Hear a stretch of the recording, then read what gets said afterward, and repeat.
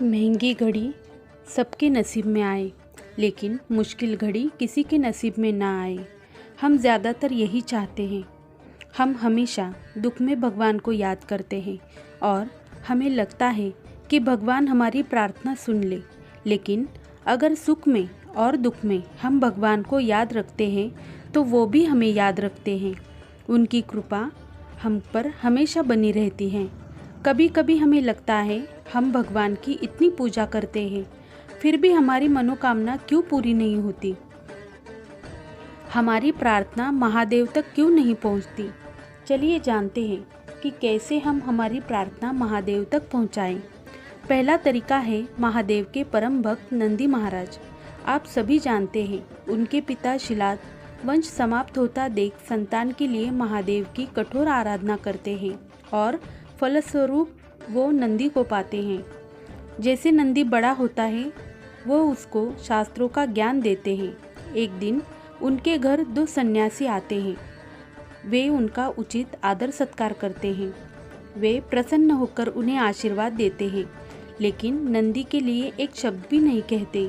उनके पिता इसका कारण पूछने पर उन्होंने कहा कि नंदी अल्पायु है, इसलिए हमने उसे कोई आशीर्वाद नहीं दिया।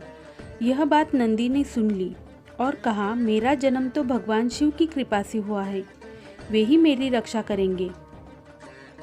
इसके बाद नंदी ने कठोर तप करके महादेव को प्रसन्न किया। महादेव ने उसे कहा कि तुम मेरे अंश अवतार हो, तुम्हें मृत्यु से डरने की कोई आवश्यकता नहीं है। नंदी ने शिवजी से कहा कि आप मुझे अपनी सेवा में रखें। तब शिवजी ने नंदी को अपना वाहन बनाया और सभी गणों के प्रमुख का नियोग भी कर दिया। इसके बाद से ही नंदी हर पल शिवजी के साथ ही रहते हैं। इसी वजह से हर शिव मंदिर में शिवलिंग के साथ नंदी भी होते हैं। और महादेव ने नंदी को ये वरदान दिया है कि जो भी भक्त नंदी के कान में अपनी मनोकामना बोलेंगे वे अवश्य पूरी होंगी। बगैर नंदी की पूजा के महादेव की पूजा भी अधूरी मानी जाती है। आप और भी तरीके से अपनी प्रार्थना महादेव तक पहुंचा सकते हैं, जैसे कि आप जाप कर सकते हैं या योग से भी आप महादेव तक पहुंच सकते हैं। आप जानते हैं कि महादेव सदैव ध्यान में रहते हैं, तो आप ध्यान के द्वारा, कुंडलिनी जागरण के द्वारा भी महादेव तक पहुंच सकते हैं, उनसे जुड़ सकते हैं। उसके लिए आप में सच्ची श्रद्धा और भक्ति होनी चाहिए। आप में सच्चाई होनी चाहिए।